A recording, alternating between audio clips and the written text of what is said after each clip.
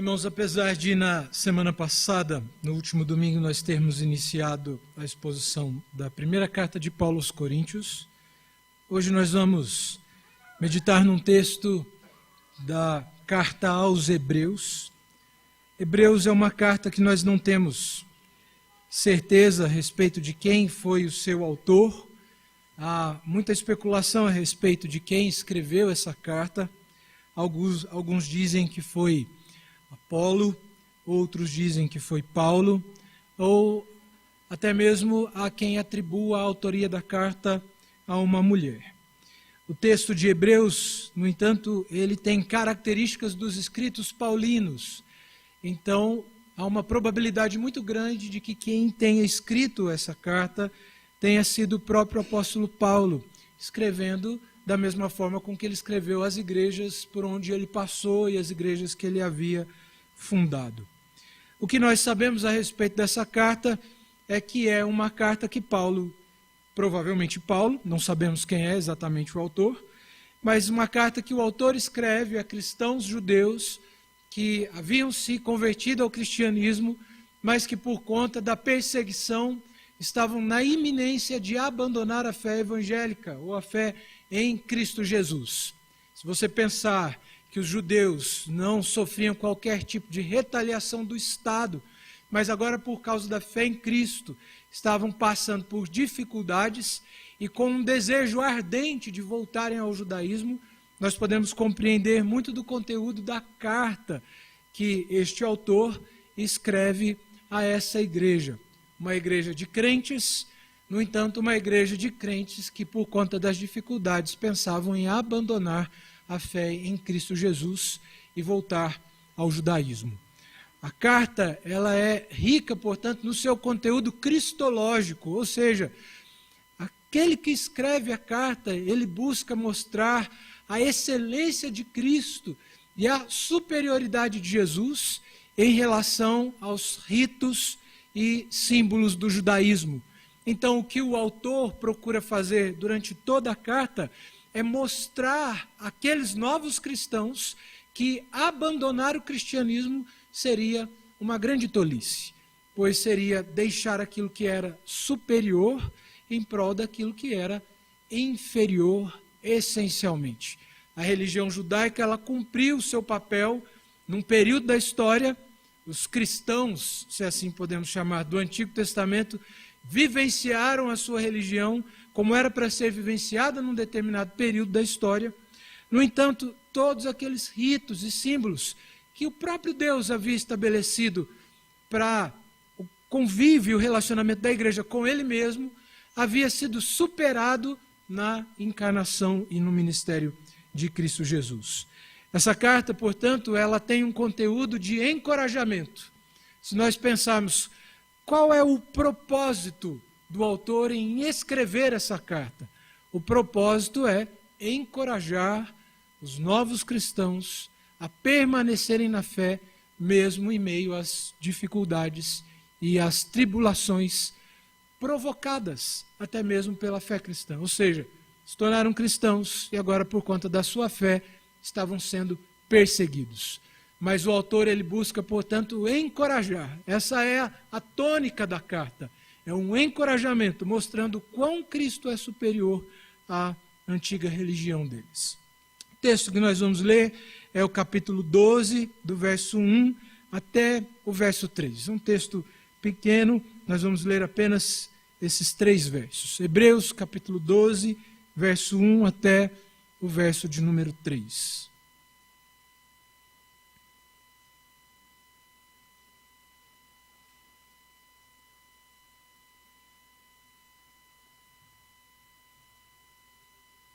Hebreus 12, 1 até o verso de número 3.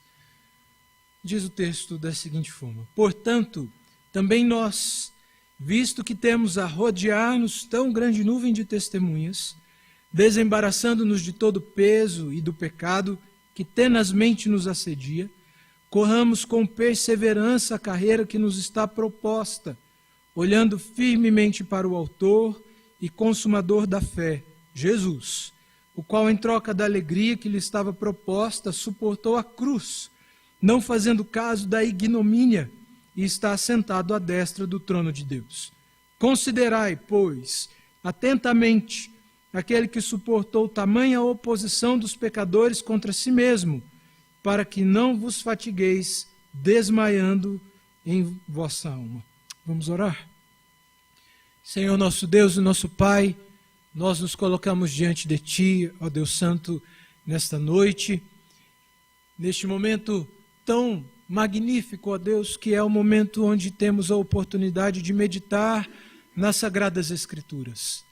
Oramos, ó Pai Santo, para que através da iluminação do Seu Espírito, o Senhor nos conduza à compreensão dessa passagem, de tal forma que o conhecimento e o entendimento da Sua palavra venha nos impactar, a tal ponto a nos transformar, a nos encorajar, a nos fortalecer mesmo diante das lutas da vida cristã. Seja conosco, é o que te pedimos em nome de Jesus. Amém. Se nós pudéssemos pensar sobre um tema para essa carta, ou para esse texto, seria como viver a vida cristã em meio às dificuldades, ou como nos encorajar diante das dificuldades, ou até mesmo onde encontrar coragem e ânimo em meio às dificuldades. Temos falado muito sobre o como a mensagem da teologia da prosperidade ela é incoerente com a mensagem do Evangelho. E ela é incoerente a partir da análise prática que nós podemos fazer das nossas vidas. Ou seja, o sofrimento ele é algo presente na vida de todos nós. Não há quem não sofra, não há quem não passe por lutas, não há quem viva dificuldades em sua vida pessoal, na sua vida amorosa, no seu relacionamento conjugal. Não há quem não viva dificuldades, não há quem não sofra, e essa é uma realidade da vida humana e especificamente é uma realidade da vida cristã. E a pergunta então, diante da realidade da vida, que é de sofrimento, que nós podemos fazer é como superar, ou como encontrar motivação para superar e passar por todas as dificuldades que nós possamos passar durante toda a nossa caminhada cristã. O que se requer de nós? Ou como nós podemos superar as dores e as lutas da vida cristã de acordo com as Escrituras? Nós podemos dizer que esse texto que temos diante de nós, ele nos mostra uma espécie de roteiro para isso. Uma espécie de roteiro para nos encorajarmos, mesmo diante das lutas que nós possamos viver na vida cristã. E nós podemos observar que nessa passagem há uma exortação, há uma ordem muito clara para esses cristãos. É interessante pensar que aqui o autor considera todo o sofrimento deles, mas ele vai dizer algo como um imperativo, é uma ordem para aquela igreja que estava sofrendo diante da perseguição. E nós podemos encontrar essa ordem no verso 1, quando o texto diz que eles deveriam correr com perseverança a carreira que lhes estava proposta. E essa é, obviamente, uma referência à vida cristã, a vida com Cristo, a vida com o Senhor Jesus, a vida na fé em Cristo Jesus. O que Deus requer de nós, mesmo diante das lutas, é que corramos com perseverança, com insistência, com coragem, a vida cristã e essa carreira. É interessante que o autor aos Hebreus, ele se vale de uma linguagem cultural muito próxima à realidade do contexto daqueles a quem ele endereça a sua carta, que é uma linguagem esportiva. E aqui ele faz referência a uma espécie de maratona, que é uma corrida exaustiva, uma corrida até mesmo agonizante. E é interessante que a palavra no grego para carreira, no texto original, é agona, que é a palavra da onde vem agonia. E é interessante mostrar que ele nos encoraja, portanto, a correr com perseverança essa carreira da vida cristã, que é, em certo aspecto, agonizante, é dolorosa, é cansativa, porque nós estamos correndo para um alvo específico e essa corrida, de fato, ela é longa. Nós temos um longo caminho a percorrer. Nós não sabemos o quanto ainda temos que percorrer, mas sabemos que a vida cristã, ela é uma longa corrida, que tem os seus obstáculos, que é cansativa e talvez até mesmo agonizante. Talvez não tenhamos forças em nós mesmos para suportar a agonia de uma corrida tão exaustiva, tão longa, que exige tanto de nós. Mas ele diz, corram com perseverança, corram com insistência. E essa é, portanto, uma palavra de motivação, de incentivo. Não se deixem abater, mas insistam, perseverem nessa corrida. Corram com perseverança. E a pergunta que nós podemos, portanto, nos fazer é como? Como correr essa corrida, essa carreira que nos está proposta, mesmo diante de todas as dificuldades que nós podemos enfrentar na nossa vida cristã. E o texto, ele vai nos mostrar, portanto, uma espécie de roteiro que nos auxilia na compreensão da exortação que o autor faz, de forma a nos encorajar. E num primeiro momento, nós podemos perceber que o autor aqui, ele faz referência àqueles que já correram essa carreira e que perseveraram até o último dia. E nós podemos observar isso a partir do primeiro verso, quando ele diz que há uma tão grande nuvem de testemunhas que nós temos a nos rodear.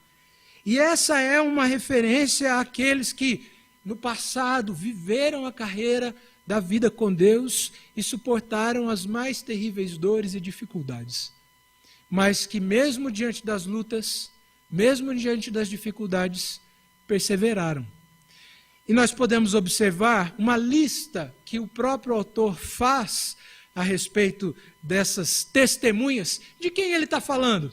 E aí nós olhando para o capítulo de número 11, nós podemos ver naquilo que os autores aqui chamam, os tradutores, chamam de a galeria da fé, mostrando aqui uma referência a esses grandes homens, que perseveraram na comunhão com Deus e na lei de Deus, mesmo diante das dificuldades. E aqui nós temos uma lista muito grande desses homens.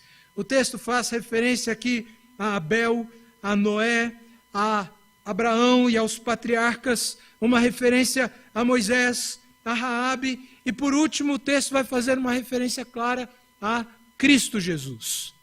O texto nos mostra, portanto, aqueles que são para nós um exemplo encorajador de perseverança. É como se o autor nos dissesse, olha, a vida cristã ela é difícil, nós temos que percorrer essa carreira que nos está proposta, e para isso, portanto, se você acha que a sua vida é muito difícil, que a luta que você passa é muito grande, olhe para essas testemunhas. Olhe para esses grandes homens do passado que viveram a vida cristã. E nós podemos entender que o autor, mesmo fazendo uma referência aqui aos patriarcas, esses grandes homens do Antigo Testamento, nós poderíamos elencar aqui um grande número de homens no Novo Testamento que perseveraram nessa carreira. O próprio apóstolo Paulo, os discípulos, os 12 apóstolos, Estevão, que morreu martirizado. Nós podemos ver, portanto, uma imensa lista de testemunhas, de homens que passaram talvez pelas mesmas lutas que nós passamos, lutas essas que talvez nós estejamos passando, mas que perseveravam. E nós podemos pensar também em pessoas próximas a nós. Talvez você tenha um exemplo muito claro de alguém que foi fiel na vida cristã, mesmo em meio às dificuldades, e que é para você um exemplo. Que é para você um exemplo encorajador, um exemplo positivo de alguém que mesmo tendo passado lutas terríveis em suas vidas, perseveraram na vida e na carreira cristã e jamais abandonaram a fé. Porque venhamos e convenhamos, há momentos que por causa da inclinação do nosso coração, o desejo que nós temos é, perdoem a expressão, é de chutar o balde, é de abandonar tudo. Está difícil demais, eu vou abandonar tudo. Eu vou chutar o pau da barraca. Eu vou abandonar a igreja, eu vou abandonar o casamento, eu vou abandonar a fé, eu vou abandonar as amizades, eu vou abandonar a vida, porque está difícil. Mas nós temos próximos a nós pessoas que perseveraram, mesmo diante das dificuldades mais terríveis em suas vidas. E com certeza, na sua mente agora, provavelmente tenha vindo inúmeras pessoas que foram para você um exemplo de fé. E por que não? Nós podemos e devemos nos espelhar nessas pessoas. Nos espelhar nesses que são para nós um exemplo de coragem e também de vida cristã. Algo que nos mostra que o sofrimento não é exclusividade nossa, mas nós temos uma tendência, talvez até mesmo egoísta, de acharmos que todo sofrimento é nosso, é exclusivo nosso, ninguém mais sofre, ninguém mais passa por dificuldades, e aí acabamos desconsiderando as lutas e as dificuldades que as pessoas possam passar e viver nas suas vidas. Mas há pessoas que sofreram, e sofreram muito, mas perseveraram, insistiram, correram com perseverança, essa corrida agonizante da vida cristã. Mas o texto nos mostra também uma segunda forma, e essa segunda forma que a passagem nos mostra se encontra ainda no verso 1, quando o texto nos diz para que corramos, portanto, com perseverança essa carreira que nos está proposta. Isso é a afirmação do primeiro verso. Mas ele diz também, desembaraçando-nos de todo peso e também do pecado, de tudo aquilo que nos impede, de correr com perseverança essa carreira. E nós podemos entender que nessa passagem o autor ele faz referência a duas coisas. Ele faz referência aqui, provavelmente, àquele legalismo judaico ao qual os seus leitores originais estavam regressando, pois isso era o que o autor combatia, e provavelmente aqui o autor se refere a isso quando ele faz de todo peso, de todo excesso de peso, de tudo aquilo que nos impede de correr essa caminhada com leveza, com coragem, com mais disposição, com mais vigor, tirando de nós todo o peso. E nós podemos entender que era, em certo sentido, esse o grande problema dos judaizantes no Novo Testamento. Eles impunham sobre os novos cristãos um fardo que eles não podiam carregar, quando diziam a eles, olha, Cristo é bom, Cristo é maravilhoso, mas vocês precisam da circuncisão, vocês precisam das festas de lua nova, vocês precisam dos rituais da antiga religião dos nossos pais, dos patriarcas. Cristo é bom, mas precisa de mais alguma coisa. E o apóstolo, portanto, está dizendo, não, Cristo é suficiente. E tudo aquilo que nós intentarmos acrescentar na fé cristã, não vai ser para nós complemento algum, mas vai ser para nós obstáculo, peso. Por isso ele diz, tire da sua caminhada cristã tudo aquilo que te impede de correr com perseverança essa carreira que nos está proposta. Nós podemos entender que aqui é, portanto, uma referência a uma religiosidade morta, inútil, sem vida, sem propósito.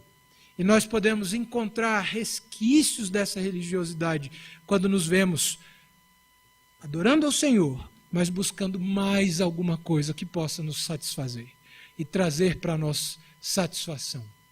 No entanto, o autor vai dizer, desembarace, tire, se livre de tudo aquilo, de todo peso que possa o impedir de correr com perseverança essa carreira. Mas aí ele faz então uma referência ao pecado. Embora a religiosidade ela possa ser também pecado, nós entendemos que aqui há uma referência distinta, porque há o propósito do autor de falar a respeito do judaísmo, que os seus leitores estavam talvez intentando em voltar a ele, regressar à antiga religião, Mas ele vai fazer aqui também uma referência clara ao pecado. Porque se num primeiro momento essa referência ela não ficou clara, fica clara quando ele diz, é de todo peso e também de todo pecado. Ele não fala aqui a respeito de uma única coisa, mas ele vai falar claramente a respeito do pecado. E acho muito interessante uma observação que o reverendo Augusto Nicodemos faz quando ele prega nessa passagem, explicando que pecado seria esse. Qual é a referência a qual pecado nessa passagem? E ele diz que há a possibilidade de que seja uma referência a 4 tipos de situações. A primeira, fazendo uma referência à própria natureza humana, que é pecaminosa, desembaraçando-nos, portanto, da nossa própria natureza, o que é, obviamente, uma luta pela santificação, uma luta pela obediência a Deus, por satisfazer a vontade de Deus, um desejo intenso por satisfazer a vontade de Deus. Portanto, uma provável referência à natureza pecaminosa. Mas talvez seja aqui também uma referência a um tipo de tentação externa, pecados externos que não são provenientes do nosso próprio coração, mas de tentações e de situações de risco nas quais nós podemos incorrer em pecado. Então da nossa natureza, mas também de pecados externos que provêm de elementos externos. Mas há uma provável referência aqui a uma espécie de pecado particular. Uma espécie de um pecado específico. Uma espécie de um pecado que nós cultivamos. Que nós temos dificuldade de abandonar. E aí, todos nós sabemos qual área da nossa vida, espiritual, moral, precisa ser trabalhada. E qual pecado nós precisamos abandonar? Responda essa pergunta para você. Responda essa pergunta para você mesmo. Qual é o seu pecado? Qual é aquele pecado que talvez você tenha cultivado durante toda a sua vida cristã e que mais do que urgente você precisa abandonar, deixar para trás, se desvencilhar dele? Nós sabemos, irmãos. Nós sabemos qual é esse pecado. E o que nós precisamos ter como uma certeza absoluta é de que ele nos impede de prosseguir na nossa caminhada cristã, tornando a carreira, que já é difícil, mais dolorosa ainda, mais agonizante ainda. Portanto, nós devemos nos desembaraçar de todo pecado, seja ele proveniente da nossa própria natureza, seja ele proveniente de elementos externos, das tentações, ou seja, especificamente, aquele pecado que nós sabemos qual é, mas que nós precisamos abandonar. Todos nós sabemos qual pecado é esse. Todos nós sabemos qual é a área da nossa vida que precisa mais ser trabalhada, revitalizada, transformada.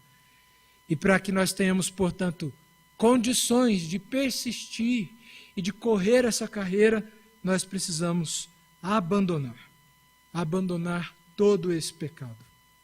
E o texto, portanto, continua nessa passagem, agora ainda no verso 2, agora já no verso 2, mostrando que essa carreira que deve ser corrida, tendo como exemplo os nossos pais na fé, nos desvencilhando de todo o peso do pecado, ela deve ser corrida com um objetivo e com um foco muito claro. Nós corremos para um alvo, nós corremos com um objetivo e nós temos algo aqui a alcançar. E o texto nos mostra que, portanto, devemos correr essa carreira olhando para aquele que é o autor e consumador da fé, Jesus. E ele enfatiza a maneira com que devemos olhar quando ele diz, olhando firmemente. Não é olhando de qualquer maneira, não é olhando de maneira displicente, desatenta, mas é olhando firmemente, é olhando com foco, é olhando com atenção, sem distrações, mas firmemente. E firmemente nós devemos olhar para Cristo Jesus, aquele que o autor diz, é quem colocou a fé no coração de vocês, é o autor da nossa fé, é aquele que nos deu a fé como um dom, e aquele em quem nós temos segurança para perseverar nessa carreira, que é agonizante.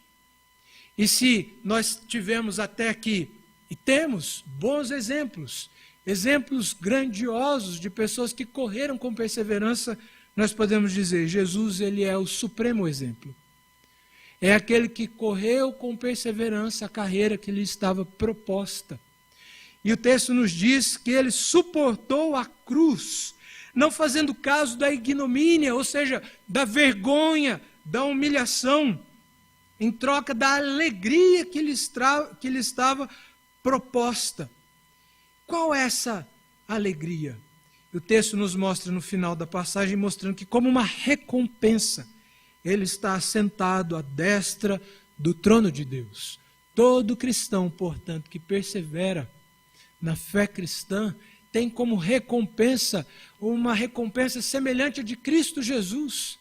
Cristo é aquele que sofreu na sua caminhada, mas que no final dela foi glorificado. Nós, como cristãos que participam de uma comunhão íntima com Cristo, sofremos também na nossa caminhada cristã, mas a certeza que temos é que no último dia todo sofrimento vai ser encerrado, vai chegar ao fim, e seremos à semelhança de Cristo também glorificados, e desfrutaremos da comunhão graciosa e maravilhosa do autor e consumador da nossa fé.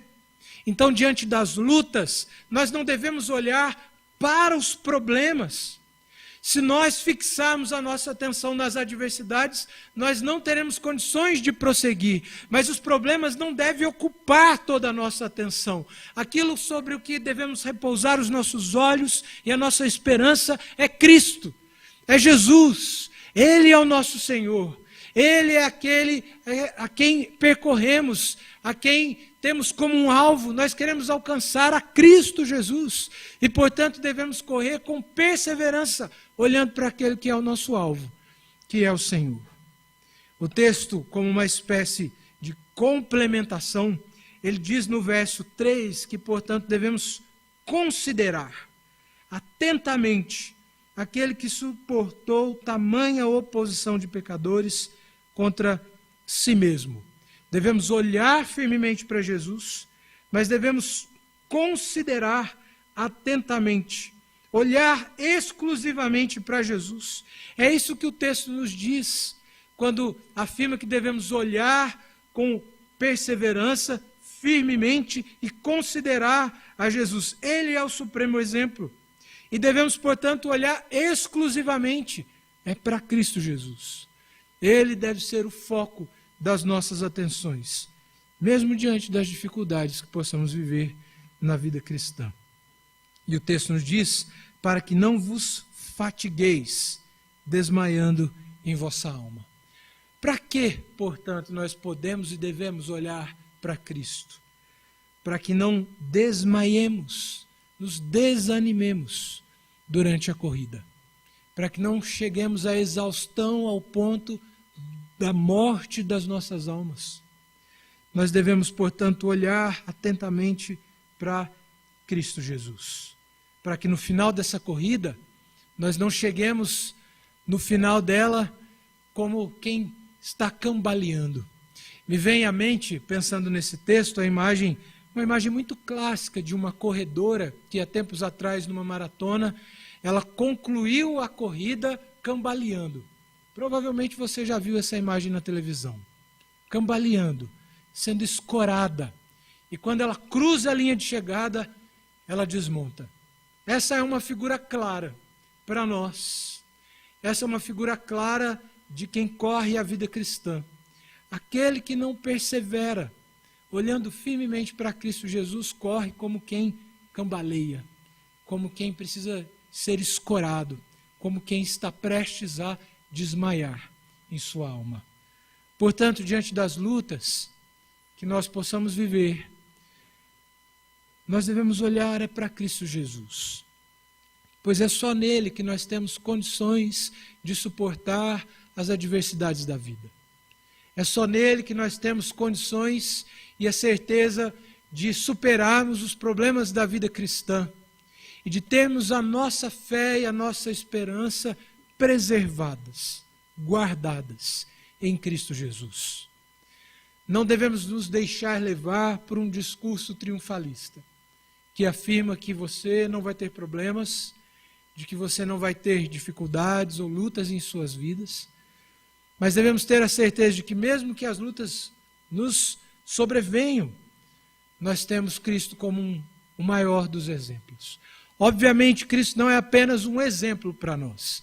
Nós não podemos ter Cristo apenas como um exemplo a ser copiado, admirado, porque à medida que afirmamos, não, devemos simplesmente olhar para Jesus para termos uma vida ética, moral e social como a dele, nós estamos nos distanciando do Evangelho. Cristo não é apenas um exemplo para nós, Ele é o nosso Salvador, Ele é o nosso Redentor, Ele é o autor da nossa fé. Por isso devemos olhar para Ele. Ele é o supremo exemplo. Sabe por quê? Porque Ele é muito mais do que um exemplo, porque Ele é o nosso Salvador. Ele é o nosso Redentor. Que Deus nos abençoe.